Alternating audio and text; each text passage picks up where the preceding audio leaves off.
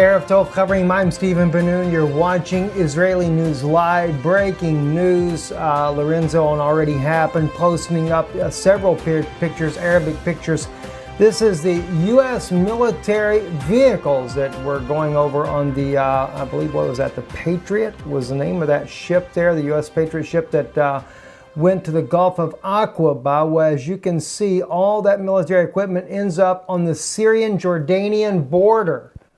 It looks like the United States is really getting ready and gearing up for a war in Syria, but not just Syria either. Things could really ratchet up here, friends, and I'm afraid it's going to ratchet up in a way that is not going to be good. But right there in the deserts there, of the Jordanian desert, major military base. We're talking hundreds of military equipment there have been brought up, U.S. military equipment there, ready for action with the Syrian government, and it's not, as I say, not looking good.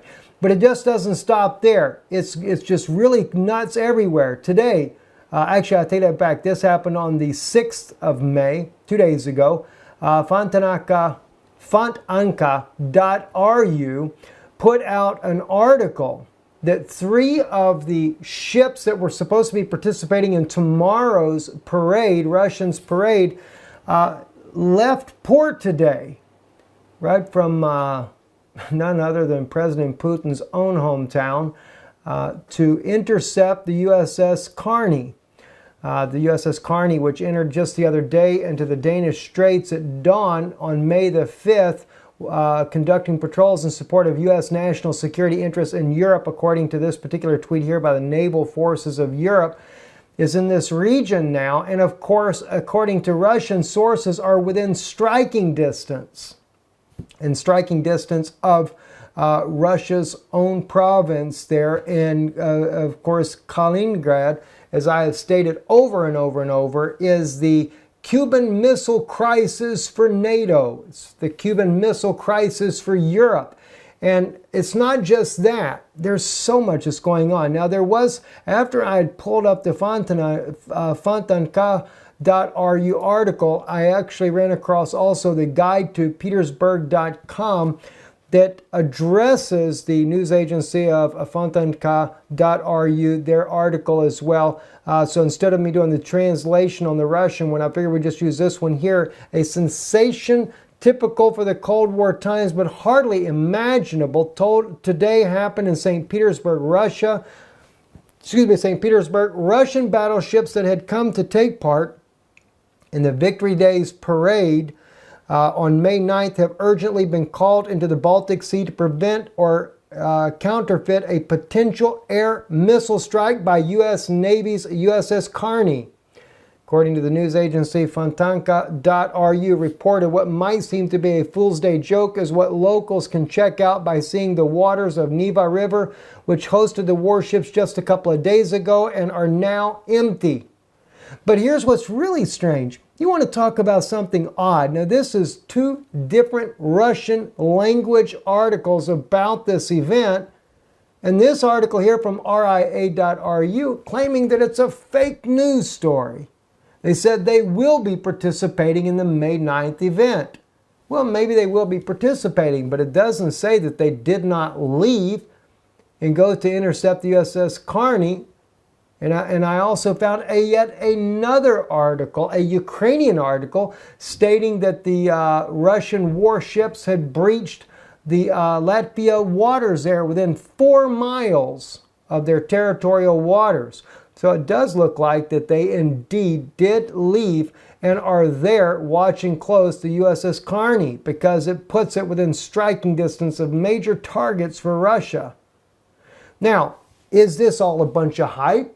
Or maybe not. Remember, we reported to you the other day that the U.S. may be, according to some, like Dr. Craig Roberts, who believes that the United States is planning a preemptive strike on Russia. And some of his thinking, along with one of the Russian generals, claims that the fact that the United States has moved in its own air defense missile systems in Europe, and even that in North Korea, as we can see the THAAD system. And by the way, Sputnik reporting today, United States Forces, Korea Colonel Rob Manning said that the THAAD system is now fully operational and ready to take on any attack that North Korea might send towards Seoul, South Korea. Interesting, isn't it? That THAAD high-altitude system is also meant to be able to knock out Russian nuclear ICBMs that could be headed back towards mainland USA or even Japan. In fact, the Russian and Chinese say that THAAD is too big of a gun to be having there inside of South Korea. When they say North Korea's missiles, they could never get high enough for the system to even operate properly with. I think it has a lot to do with the S-300 and S-400 system that Russia has over inside of Syria. And when the United States was using the Tomahawk cruise missiles, it seemed that, 26 of those missiles reached their target and some 30-plus missiles never made it? Could it have been that the S-300, S-400 system did engage, which never made media anywhere that I am aware of, but yet failed to do the job that Russia really hoped that they would do? So now Russia has the Baltic M3 missile defense system down on North Korea's northern border there with Russia. And the Chinese have the advanced S-300 system that Russia designed as well on North Korea's northern border. And they are both there aimed at the U.S. if they were to fire any missiles towards North Korea. Very interesting how things are going. And then Foreign Minister Lavrov makes a statement here. This is reported on stalkerzone.org, that NATO's plan to absorb Ukraine failed. They quote him. NATO officials are offended because their project of full absorption of Ukraine into a zone of influence and inclusion of the Ukraine and North Atlantic Alliance and the inclusion of Crimea in the plans of the military encirclement of Russian Federation failed. It didn't fail. Foreign Minister Lavrov, I have to disagree with you. It did not fail. They weren't trying to include Ukraine into NATO's alliance, nor were they trying to bring Ukraine into the European Union. They were wanting to topple Ukraine for one reason, and that was to demonize Russia, put their air defense systems there. Because why? The U.S. generals are truly concerned of losing hegemony over the entire world. And Russia's deployment in 2018 of their intercontinental ballistic missile that is a hypersonic system, and according to experts, 10 years above or in advance of that of Western technology, Russia claiming nothing can stop it. Not the THAAD, not the Patriot missile system, nothing, they say, will stop this ICBM from reaching its target. Maybe America does have good reason to go to the extent and to the lengths they have to try to counter what they feel to be a Russian aggression. But the odd thing is Russia's never been aggressive. Russia didn't cause the collapse of Ukraine. Russia didn't cause the Maidan coup. Russia hasn't spent the last 50 years going all over the world toppling other nations. Kind of interesting, isn't it? You know, we probably could have peace on this earth. But somehow or another, the elite just don't want it.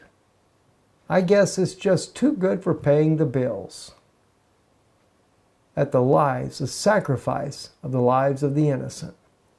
And so now, as we sit back and watch, the United States has all of that military piled up over there on Syria's border, right there on the inside of Jordan. Some of you guys just thought we was blowing smoke up people's skirt, thinking this was just a joke. It's not a joke.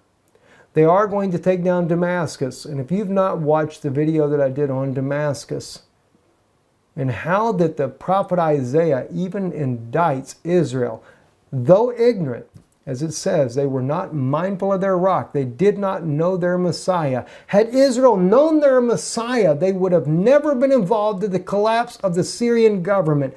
And God even says through Isaiah the prophet that Damascus was a fortress for Ephraim.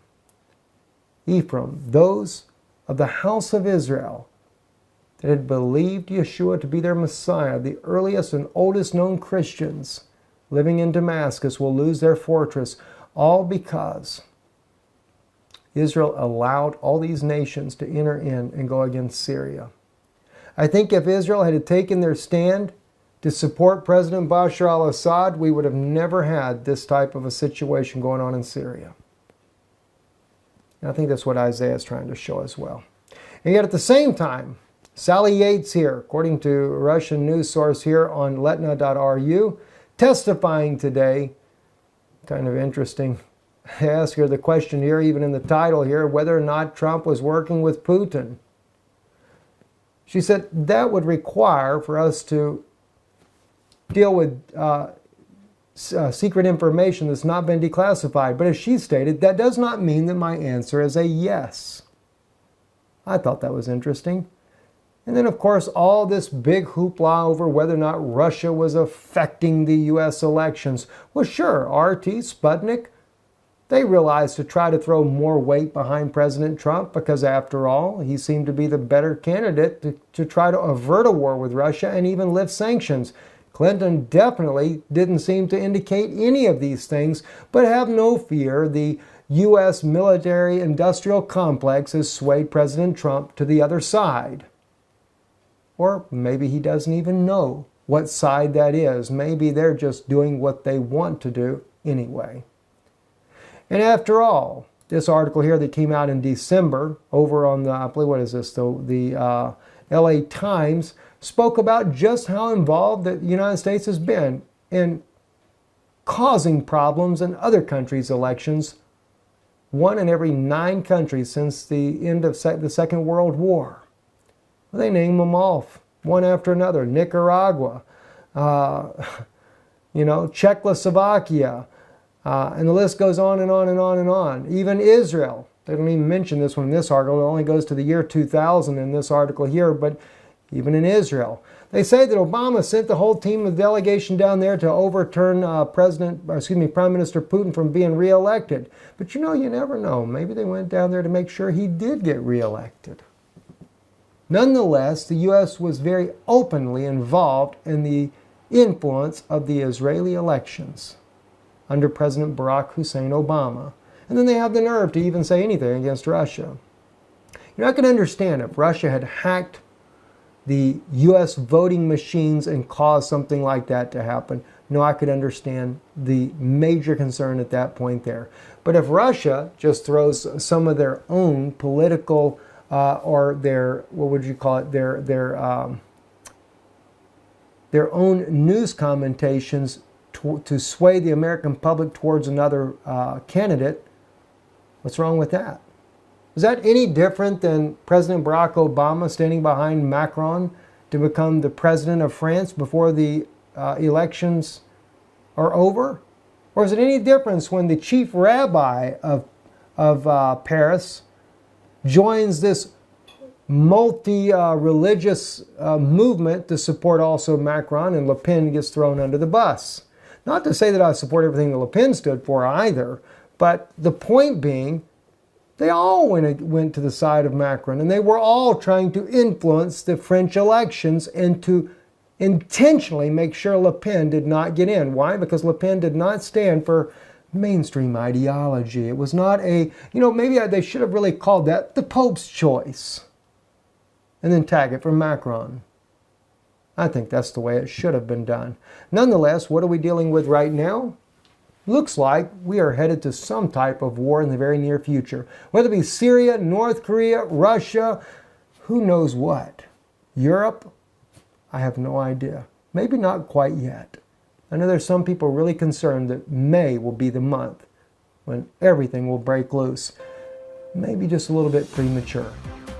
But there's one thing's for sure, it's not far off. I'm Stephen Benoon, you're watching Israeli News Live. Erev Tov.